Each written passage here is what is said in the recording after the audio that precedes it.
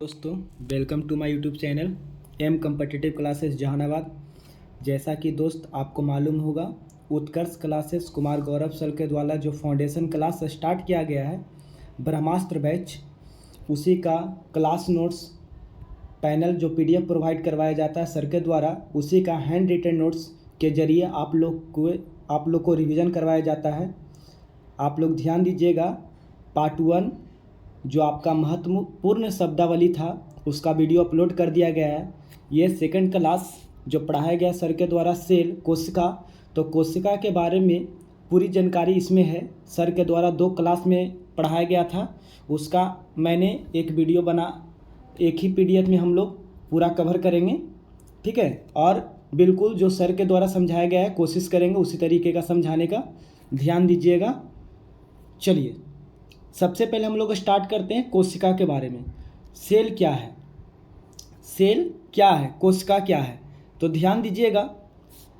कोशिका हम लोग पढ़ने से पहले बायोलॉजी जो हम लोग उसके बारे में जानकारी, उसके बारे में थोड़ा सा जानकारी हम लोग जान लेते हैं। बायोलॉजी क्या है? To the study about living things, to the study about living things, जिसमें हम लोग को लिविंग थिंग्स के बारे में अध्ययन करना होता है, उसको हम लोग बायोलॉजी कहते हैं, जीव विज्ञान कहते हैं। जीव विज्ञान का जनक या फादर ऑफ बायोलॉजी कौन है? तो ये हमारा अरस्तु हो जाएंगे। फादर ऑफ बायोलॉजी कौन हो जाएंगे? अरस्तु। नेक्स्ट क्वेश्चन है जो हम लोग को एग्जाम में आता है, बार बार आता है, जीव विज्ञान का जनक तो अरस्तु को कहा जाता है सर, लेकिन जीव विज्ञान शब्द के जो जन्मदाता हैं वो कौन है? तो लेमार्क हैं और ट्रेविरेनस हैं। लेमार्क और ट्रेविरेनस साहब ने 1801 ईस्वी में जीव विज्ञान शब्द का खोज किए थे या जीव विज्ञान शब्द का प्रयोग किए थे। आगे हम लोग चलते हैं बायोलॉजी। तो बायोलॉजी को 2 पार्ट में विभाजित किया गया है। बायोलॉजी को 2 पार्ट में विभाजित किया गया, पहला जूलॉजी और दूसरा बॉटनी। जूलॉजी मतलब जंतु विज्ञान, जिसमें हम लोग को एनिमल्स के बारे में पढ़ना है, और वनस्पति विज्ञान जिसमें हम लोग को पेड़ पौधे प्लांट्स के बारे में जानकारी लेना है। सर तो जंतु विज्ञान का जनक किसे कहा जाता है? फादर ऑफ जूलॉजी किसे कहते हैं? फादर ऑफ जूलॉजी अरस्तु को कहा जाता है, father of zoology, and father of biology भी अरस्तु को ही कहा जाता है। लेकिन फादर ऑफ बॉटनी, वनस्पति विज्ञान का जनक, तो वनस्पति विज्ञान का जो जनक कहा जाता है वो आपका थियोफ्रेस्टस को कहा जाता है। थियोफ्रेस्टस को कहा जाता है वनस्पति विज्ञान का जनक। नेक्स्ट है सेल के बारे में। अब ये जानते हैं हम लोग कि हमारे बॉडी का निर्माण किस तरीके से हुआ है। हमारे बॉडी का जो निर्माण हुआ है वो कैसे हुआ है? तो देखिए, जो हमारा बॉडी है उसके अंदर बहुत सारे सिस्टम्स होते हैं, बहुत सारे सिस्टम्स होते हैं, तंत्र होते हैं, और उस सिस्टम्स के अंतर्गत, उस सिस्टम के अंदर बहुत सारे ऑर्गन्स होते हैं। उस ऑर्गन्स में बहुत सारे टिश्यूज पाए जाते हैं, और ये टिश्यूज जो है वो सेल से बनती है, कोशिका से बनती है। या तो इधर से चलिए, सेल इससे क्या बनता? ऊतक से क्या बनता? बहुत सारे ऑर्गन्स बनते हैं, बहुत सारे ऑर्गन्स से सिस्टम बनते हैं, और सिस्टम के बाद हमारा पूरा शरीर बनता है, ठीक है। नेक्स्ट अब हम लोग यहाँ से स्टार्ट करते हैं सेल, कोशिका पढ़ने। कोशिका के बारे में हम लोग जानकारी लेंगे, कोशिका के बारे में जानकारी लेंगे। To the study about cell, हम लोग जब कोशिका को पढ़ेंगे तो किस चीज़ में पढ़ेंगे? कोशिका विज्ञान का अध्ययन क्या कहलाता है? तो साइटोलॉजी कहलाता है। कोशिका विज्ञान का अध्ययन करना साइटोलॉजी कहलाता है। नेक्स्ट है शरीर का संरचनात्मक एवं क्रियात्मक इकाई, structural and functional unit of our body, cell कहलाता है। क्या कहलाता है? सेल कहलाता है, कोशिका कहलाती है। सेल के बारे में और आगे जानेंगे हम लोग। सेल का खोज कौन किया था दोस्त? तो सेल का जो खोज किया था वो रॉबर्ट हुक ने किया था। कब किया था? 1665 ईस्वी में, ठीक है। रॉबर्ट हुक किया था, लेकिन सर ये मृत कोशिका का खोज किया था। ये मृत कोशिका का खोज किया था पेड़ के कॉर्क से, और इस चीज़ का उल्लेख माइक्रोग्राफिया नामक बुक में किया गया है। माइक्रोग्राफिया नामक बुक में उल्लेख किया गया है, इस चीज़ को ध्यान दीजिएगा। नेक्स्ट है कोशिका का जनक किसे कहते हैं? तो जो कोशिका को खोजा था सर सर्वप्रथम, उसको कोशिका का जनक कहा गया, रॉबर्ट हुक को। लेकिन जीवित कोशिका, रॉबर्ट हुक के द्वारा मृत कोशिका का खोज किया गया था। जीवित कोशिका का खोज जो किया गया हमारा ल्यूवेनहॉक के द्वारा किया गया है 1674 ईस्वी में। 1674 ईस्वी में ल्यूवेनहॉक के द्वारा जीवित कोशिका का खोज किया गया है। आगे बात करते हैं बैक्टीरिया का जो खोज किया गया था, बैक्टीरिया का खोज वो भी हमारा जीवाणु जिसको बोलते हैं हिंदी में ल्यूवेनहॉक के द्वारा किया गया था। कोश का सिद्धांत कौन दिया था? कोश का सिद्धांत जो देने वाले व्यक्ति थे सेल थ्योरी, वो हमारा स्लाइडेन एवं स्वान थे। कौन थे? कोश का सिद्धांत देने वाला व्यक्ति स्लाइडेन एवं स्वान। ये अपने कोशिका विज्ञान कोशिका सिद्धांत के अंतर्गत क्या कहे थे? पहला नंबर पॉइंट, शरीर का निर्माण किससे हुआ है? कोशिका से हुआ है। शरीर का निर्माण कोशिका से हुआ है। कोशिका विभाजन के फलस्वरूप नई कोशिका का निर्माण होता है। जब कोशिका का विभाजन होता है और उसके फलस्वरूप नई कोशिका का निर्माण होता है। नेक्स्ट जो हम लोग जानेंगे, कोशिका सिद्धांत का अपवाद कौन है? तो कोशिका सिद्धांत का जो अपवाद है, ये एग्जाम में पूछा हुआ क्वेश्चन है, प्रीवियस क्वेश्चन है। तो ये विषाणु होता है। ये कोशिका सिद्धांत को फॉलो नहीं करता है। क्यों नहीं करता है सर? देखिएगा यहाँ पे लिख दिए, नोट डाउन किया हुआ है। वायरस जो विषाणु है, जो आपका विषाणु है, वो कोशिका सिद्धांत का अपवाद है, क्योंकि वायरस सजीव और निर्जीव दोनों होते हैं। और सजीव और निर्जीव के बीच की योजक कड़ी अगर कहेंगे तो किसको कहेंगे? वायरस को कहेंगे, सजीव और निर्जीव का योजक कड़ी। उसी तरीके से सर पादप एवं जंतु, पादप एवं जंतु के बीच की योजक कड़ी कौन है? पादप एवं जंतु के बीच का योजक कड़ी तो यूग्लिना को कहते हैं। किसे कहते हैं? यूग्लिना को कहते हैं। नेक्स्ट हम लोग ध्यान देंगे, इंपॉर्टेंट फैक्ट कुछ विविध हम लोग जान लेते हैं। सबसे बड़ी कोशिका कौन है? शुतुरमुर्ग का अंडा। सबसे बड़ी कोशिका किसकी है? शुतुरमुर्ग के अंडे की। कितना है सर? तो 170 mm है। सबसे छोटी कोशिका कौन है? माइकोप्लाज्मा। इसकी व्यास कितना है? इसका डायमीटर कितना है? 0.3 μm है। मनुष्य के अंदर सबसे लंबी कोशिका कौन है? तो ये आपका न्यूरॉन हो जाएगा। मनुष्य के अंदर सबसे लंबी कोशिका न्यूरॉन। नेक्स्ट क्वेश्चन, नेक्स्ट हम लोग आगे बढ़ेंगे। सर्वप्रथम रुडोल्फ विर्चो ने 1855 ईस्वी में यह स्पष्ट किया था कि कोशिका विभाजित होती है तथा पूर्व स्थित कोशिकाओं का विभाजन से नई कोशिका का निर्माण होता है। सर्वप्रथम किसने बताया था कि कोशिका विभाजित होती है तथा पूर्व स्थित कोशिकाओं का विभाजन नई कोशिका का निर्माण होता है? तो ये हमारे रुडोल्फ विर्चो साहब ने 1855 ईस्वी में बताया था। नेक्स्ट है सेल के बारे में। सेल को कितने पार्ट में बांटा गया है? तो सेल ध्यान दीजिएगा, सेल को 2 पार्ट में बांटा गया है। पहला पादप सेल, दूसरा जंतु सेल, जंतु कोशिका, प्लांट सेल और animal cell. Sir plant cell एक एक करके पढ़ेंगे, फिगर के थ्रू दिया हुआ है, बहुत बेस्ट तरीके से समझाया गया है। प्लांट सेल देखिए ये फिगर है, इसमें क्या पाया जाता है? रिक्तियाँ पाया जाता है, माइटोकॉन्ड्रिया पाया जाता है, केंद्रक पाया जाता है, क्लोरोप्लास्ट जिसको हरित लवक कहा जाता है, हरित लवक कहा जाता है, कोशिका झिल्ली पाई जाती है और कोशिका भित्ति पाई जाती है। एनिमल सेल में माइटोकॉन्ड्रिया पाया जाता है सर, उसके बाद कोशिका झिल्ली पाई जाती है, केंद्रक पाया जाता है, तारकाय पाया जाता है, सेंट्रोसोम जिसको हम लोग कहते हैं। देखिएगा एक एक करके हम सारे चीज़ के बारे में हम लोग जानकारी लेंगे। दोनों के बीच में डिफरेंस क्या है? Difference between plant cell and animal cell, difference between plant cell and animal cells, पादप कोशिका और जंतु कोशिका। प्लांट सेल में कोशिका भित्ति पाई जाती है, प्रेजेंट होती है, और एनिमल सेल में प्रेजेंट नहीं होती है। सबसे बड़ा डिफरेंस है, इसको याद रखिएगा, हमेशा एग्जाम में पूछा जाता है। कोशिका झिल्ली दोनों में होती है सर प्रेजेंट, कोशिका झिल्ली प्रेजेंट दोनों में होती है। तारकाय, तारकाय जो होता है ये आपका प्लांट सेल में अब्सेंट होता है और जंतु सेल में आपका प्रेजेंट होता है। यानी तारकाय सेंट्रोसोम जो होता है आपका जंतु कोशिका में होती है और प्लांट सेल पादप कोशिका में नहीं होती है। रिक्तिका, तो रिक्तिका के बारे में जाने लेते हैं। ये जो प्लांट सेल होता है पादप कोशिका उसमें होती है और जंतु कोशिका में अब्सेंट होती है।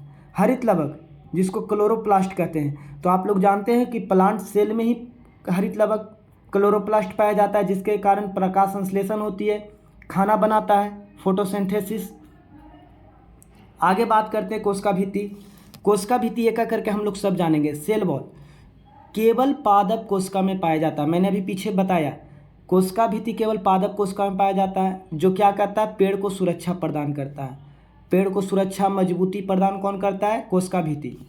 पादप कोशिका की कोशिका भित्ति सेलुलोज की बनी। तो वेरी वेरी इंपॉर्टेंट क्वेश्चन जो हमेशा एग्जाम में पूछा जाता है।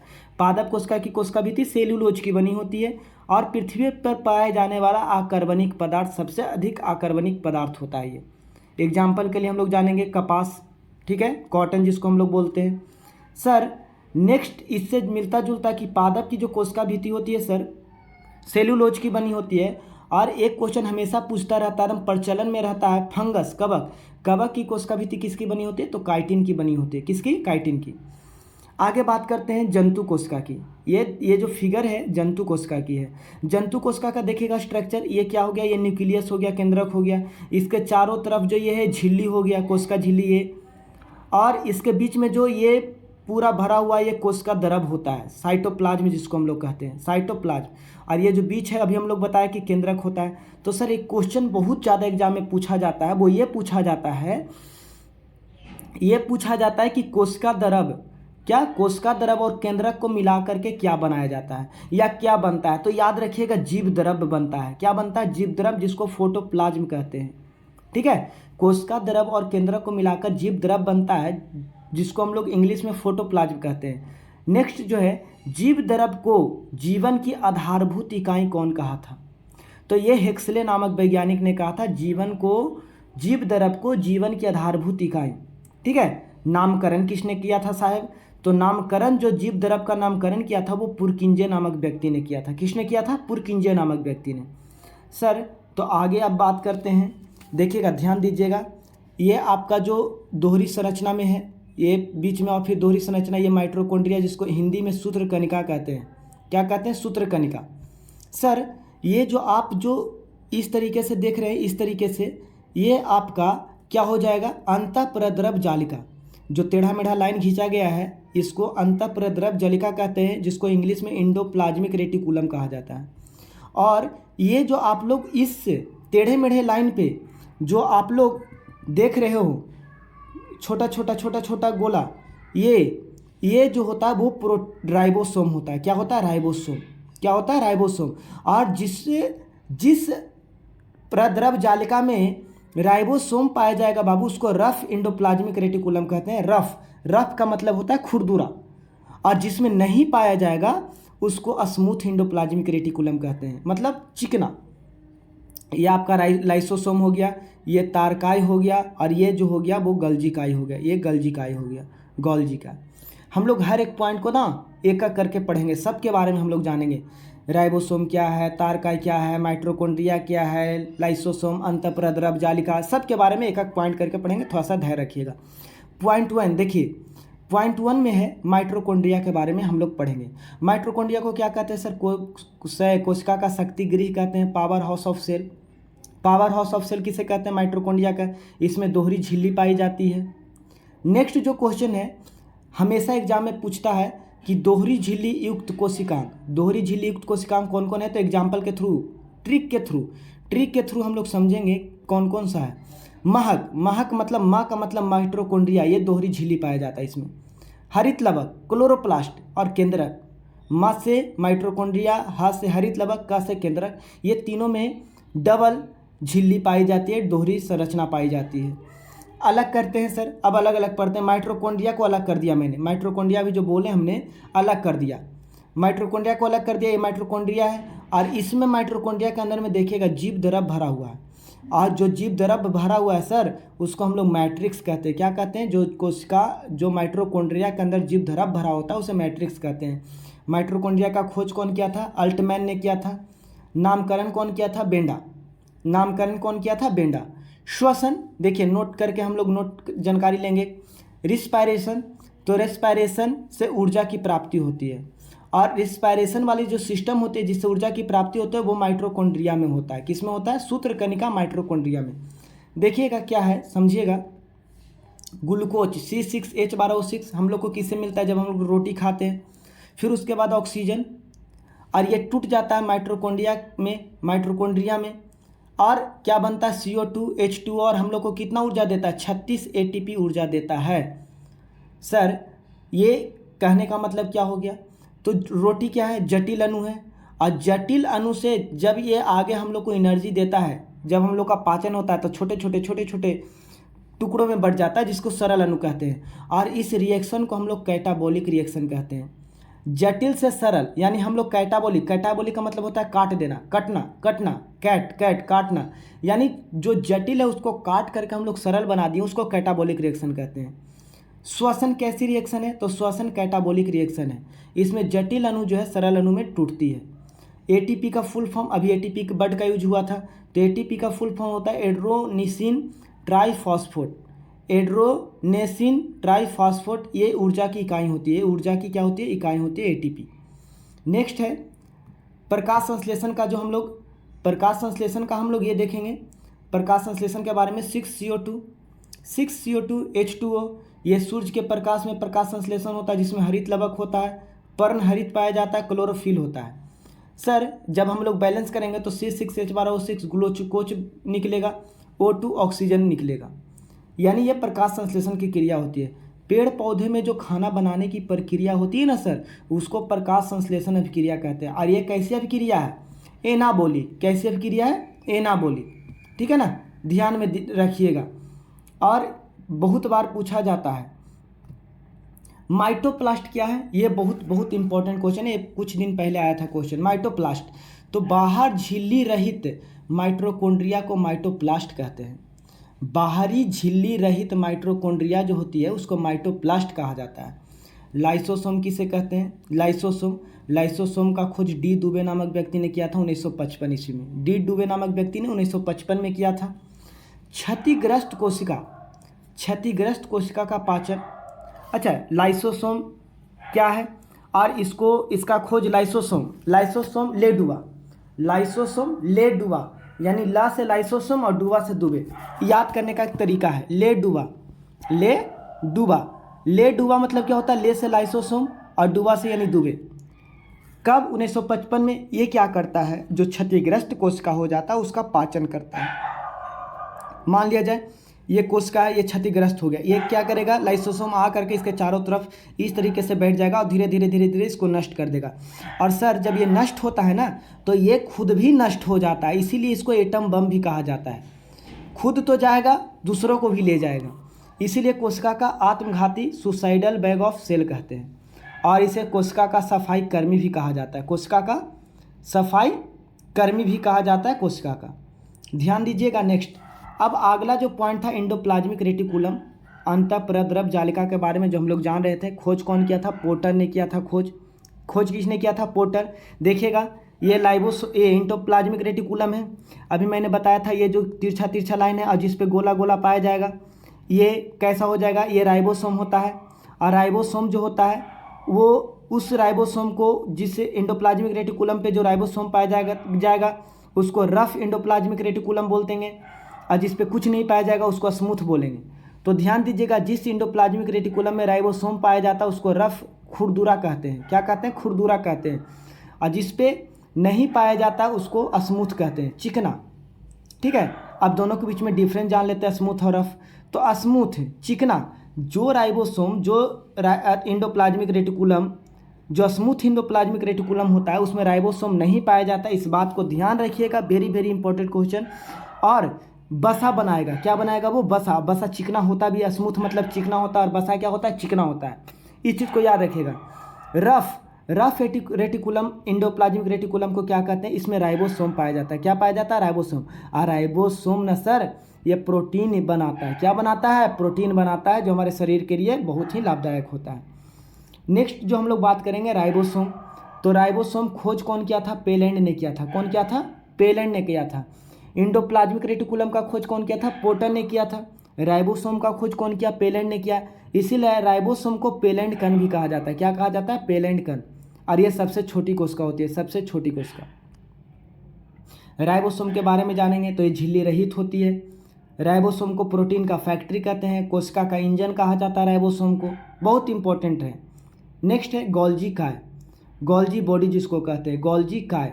इसका खोज कौन किया था? कैमिलो गाल्जी ने किया था। कैमिलो गाल्जी ने खोज किया था और इसी पे अपना नामकरण कर लिया, गोल्जी काय। डेक्टियोसोम, पादप में क्या होता है? डेक्टियोसोम जो पादप में पाया जाता है, डेक्टियोसोम नामक जो वो होता है वो पादप में पाया जाता है। और प्रमुख श्रवण अंग कौन सा है जो बाहर निकालने के लिए काम आता है? तो गोल्जी काय होता है। नेक्स्ट है, आगे बात करते हैं तारकाय। तारकाय जिसको सेंट्रोसोम कहा जाता है, सेंट्रोसोम खोजकर्ता कौन है? बोबेरी। खोजकर्ता कौन है? बोबेरी। उपस्थित, देखिए बहुत इंपॉर्टेंट है, उपस्थित कहाँ होता है? तो केवल जंतु कोशिका में पाया जाता है। इससे पहले मैंने बताया था आपको, तारकाय जो सेंट्रोसोम होता है केवल जंतु कोशिका में पाया जाता है, पादप कोशिका में नहीं पाया जाता है। आगे बात करते हैं, कार्य क्या होता है इसका? कोशिका का विभाजन करना, यानी सेल का डिवीजन करना। कोशिका विभाजन करना, सेल का डिवीजन करना। आकृति कैसी होती है? बेलनाकार होती है। आकृति कैसी होती है? बेलनाकार होती है। नेक्स्ट बात करते हैं लवक के बारे में। लवक, प्लास्टिड, जिसको इंग्लिश में क्या कहते हैं? प्लास्टिक। ये लवक जो है केवल पादप कोशिका में पाया जाता है। किस में पाया जाता है? केवल पादप कोशिका में। 3 प्रकार का होता है दोस्त, ध्यान में रखिएगा, 3 प्रकार के, अवर्णी, वर्णित और हरित लवक। अवर्णी, वर्णित और हरित लवक। अवर्णी लवक को इंग्लिश में क्या कहते हैं? ल्यूकोप्लास्ट। और अवर्णित वर्णित लवक को क्या कहते हैं? क्रोमोप्लास्ट। हरित लवक को क्लोरोप्लास्ट। अवर्णी लवक क्या होता है? ये इसका कार्य क्या होता है? ये खाद्य पदार्थों का संचय करने का काम करता है। खाद्य पदार्थों का संचय करने का काम करता है, फूड स्टोरेज का काम करता है। और पौधे में जो खाद्य का संचय करता है वो किस रूप में करता है? तो स्टार्च यानी मंड के रूप में करता है। किसके बारे में, कौन सा रूप में करता है? स्टार्च। और स्टार्च को ही हम लोग मंड कहते हैं। क्या कहते हैं? मंड कहते हैं। इसका कोई रंग नहीं होता, और जिसका कोई रंग नहीं सफ़ेद रंग होगा, यानी अनाज और गेहूं किसका उदाहरण है? अवर्णी लवक का उदाहरण है। देखिएगा, गेहूं को बीच से तोड़िएगा तो सफ़ेद रंग का निकलता है। अनाज, चावल कैसा होता है? सफ़ेद रंग का होता है, इसमें किसी प्रकार का कोई रंग नहीं पाया जाता है। और वर्णी लवक मतलब जिसमें भी, अगर जैसे टमाटर लाल है तो किसके कारण लाल है? तो लाइकोपीन के कारण लाल है, वो वर्णित लवक में आता है। टमाटर का लाल रंग तो लाइकोपीन के कारण। गाजर में नारंगी रंग कैरोटीन के कारण। पीलिया में पीला रंग किसके कारण होता है? बिलिरुबिन के कारण। और मूत्र में जो होता है पीला रंग यूरोक्रोम के कारण होता है। किसके कारण? यूरोक्रोम के कारण मूत्र में पीला रंग, ध्यान दीजिएगा। नेक्स्ट है अवर्णी लवक किसे कहते हैं? ल्यूकोप्लास्ट। ये बात को देखिए, हम अभी बात कर रहे थे कि पादपों में जो खाद्य का संचय होता है वो स्टार्च यानी मंड के रूप में होता है। हरित लवक क्या है बाबू? क्लोरोप्लास्ट क्या है? एक तो पादपों में रसोई घर का काम जो करती है वो हरित लवक यानी खाना बनाने का काम। क्लोरोफिल में मैग्नीशियम नामक धातु पाई जाती है जो सूर्य के प्रकाश से पत्तियों को जलने से बचाती है। सूर्य के प्रकाश में पत्तियों को जलने से बचाती है मैग्नीशियम नामक धातु। और सर, पेड़ पौधे में जो खाद्य पदार्थों का संचय होता है वो स्टार्च या मंड के रूप में होता है, ध्यान दीजिएगा। लेकिन जंतु में जो खाद्य पदार्थ का संचय होता है उसे वो ग्लाइकोजेन के रूप में होता है। किस रूप में? ग्लाइकोजेन।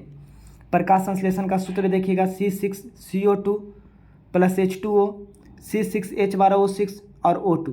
अब इसको बैलेंस बनाने के लिए 6 लगाते हैं, 6 यहाँ पे भी ऑक्सीजन बाहर निकल जाता है, ग्लूकोज बनता है, मिलता है हम लोग को। और जो प्रकाश संश्लेषण होता है इस बात को हमेशा याद रखिएगा, हमेशा सूर्य की उपस्थिति में होगा और क्लोरोफिल के प्रेजेंट में होगा, ये दोनों जरूरी होता है। अच्छा, तो एक बात बताओ, रिस्पायरेशन श्वसन कैसी क्रिया है? तो कैटाबोलिक है। श्वसन कैसी क्रिया है? कैटाबोलिक, ठीक है ना। श्वसन कैसी क्रिया है? कैटाबोलिक, यानी कैटाबोलिक रिएक्शन है। लेकिन प्रकाश संश्लेषण कैसी क्रिया? एनाबोलिक रिएक्शन है। कैसी? एनाबोलिक। प्रकाश संश्लेषण प्रकाश ऊर्जा को कन्वर्ट रासायनिक ऊर्जा में करता है, ठीक है। और कौन से रंग में प्रकाश संश्लेषण जो होता है बहुत ज़्यादा होता है? तो लाल रंग में होता है, मिनिमम हरा रंग में होता है, मिनिमम हरा रंग में। अब जो बात करते हैं स्वपोषी और परपोषी, यानी स्वपोषी को इंग्लिश में कहते हैं ऑटोट्रॉफ और हेट्रोट्रॉफ। ऑटोट्रॉफ स्वपोषी, हेट्रोट्रॉफ परपोषी। जो अपना भोजन स्वयं बनाता है उसे स्वपोषी कहते हैं, यानी प्रकाश संश्लेषण के थ्रू अपना खाना पौधे लोग बनाते हैं। और जो अपने भोजन के लिए दूसरों पर निर्भर रहता है उसको स्वपोषी परपोषी कहते हैं। यानी जितना ह्यूमन बींग्स है, मतलब जितना शाकाहारी, मांसाहारी, सर्वाहारी जो बोलते हो वो सब के सब किस में आ जाता है? परपोषी में आता है। आगे बात करते हैं, आगे बात किया जाए न्यूक्लियस केंद्रक के बारे में। आइए, बहुत इंपॉर्टेंट है, VBI है। चलिए, केंद्रक को हम लोग अलग करके पढ़ेंगे, ठीक है ना। ये केंद्रक हो गया। केंद्रक केंद्रा का खोज कौन किया था? रॉबर्ट ब्राउन साहब ने किया था। कब किया था? 1831 में। केंद्रा का खोज रॉबर्ट ब्राउन 1831। अध्ययन करना, केंद्रक का अध्ययन कैरियोलॉजी कहलाता है। कैरियो का मतलब होता है केंद्रक और लॉजी का मतलब होता है अध्ययन, तो केंद्रक का अध्ययन करना कैरियोलॉजी कहलाते हैं। केंद्रक को बाहर निकालते हैं सर, केंद्रक किसके अंदर था? केंद्रक को बाहर निकालेंगे तो इस तरीके का इसका स्ट्रक्चर होता है। इसमें धागेनुमा संरचना पाई जाती है और वो जो धागेनुमा संरचना पाई जाती है उसको क्रोमोसोम कहते हैं, गुणसूत्र कहते हैं, याद रखिएगा। ठीक है। आनुवंशिक पदार्थ, ये जो पाया जाता है गुणसूत्र आनुवंशिक पदार्थ, वो डीएनए, गुणसूत्र में क्या पाया जाता है? डीएनए और हिस्टोन नामक प्रोटीन पाया जाता है। और यही डीएनए, यही वह पदार्थ है जो एक पीढ़ी से दूसरे पीढ़ी में स्थानांतरित होती है, जिसके द्वारा हम पता कर पाते हैं कि हमारा बेटा है, ये तेरा बेटा है। जब गुणसूत्र को सर बाहर निकालेंगे तो आप देखे होंगे जैसे स्वेटर बुना जाता है, स्वेटर, और एक धागा हम लोग बाहर निकाल करके उसको करते हैं तो बहुत लंबा लंबा लंबा लंबा ऐसे ऐसे होते जाता है। तो जब हम लोग सेंट्रोसोम को जब हम लोग गुणसूत्र को निकालेंगे बाहर, केंद्रक को जब हम लोग बाहर निकालेंगे और इसको बाहर निकालेंगे तो इस तरीके से लंबा चौड़ा क्या बन जाएगा? शेप बन जाएगा। और इसको कहते हैं, यहाँ पर इसको कहते हैं सेंट्रोमियर। इसको गुणसूत्र कहते हैं। और गुणसूत्र शब्द का जो जन्मदाता बाल्टियर है। कौन है? बाल्टियर। याद रखिएगा। मनुष्य में कितना जोड़ी गुणसूत्र पाया जाता है? 23 जोड़े गुणसूत्र पाया जाता है, यानी 46 को टोटल, जिसमें ऑटोसोम और सेक्स क्रोमोसोम पाया जाता है। ऑटोसोम को हिंदी में कायिक गुणसूत्र कहते हैं और सेक्स क्रोमोसोम को एलोसोम कहा जाता है। एलोसोम सर कायिक गुणसूत्र में ही 44 गो हो जाता है, यानी 22 जोड़ी। आप पढ़ाए थे 23 जोड़ी, तो 22 जोड़ी तो सर कायिक गुणसूत्र में पाया जाता है। तो एक जोड़ी और कहाँ पाया जाता है? तो एक जोड़ी हम लोग को पाया जाता है सेक्स क्रोमोसोम, सेक्स गुणसूत्र। और यही कारण है नर में XY होता है, नर में क्या होता है? XY, और मादा में क्या होता है? XX, मादा में क्या होता है? XX। ठीक है, ध्यान दीजिएगा। बाई गुणसूत्र नर या मादा होगा ये डिसाइड करता है। अगर XX आ गया बाबू तो लड़की होगी, XY आ गया तो लड़का होगा। अच्छा, ये अंडाणु जो महिलाओं में पाई जाती है, अंडाणु किस में पाया जाता है? महिलाओं में। और शुक्राणु किस में पाया जाता है? स्पर्म पुरुषों में पाया जाता है। अंडाणु में 23 गुणसूत्र होता है और शुक्राणु में 23, दोनों मिलता है कितना बन जाता है? 46 बन जाता है। देखिए महिला हो गई, महिला का अंडाणु और पुरुष का शुक्राणु, दोनों का क्या होता है? जब आपस में मिलते हैं तो फर्टिलाइजेशन होता है, निषेचन होता है, और निषेचन के फलस्वरूप भ्रूण का निर्माण होता है। क्या होता है? भ्रूण का निर्माण। और यही भ्रूण मेल या फीमेल होगा ये डिसाइड करता है।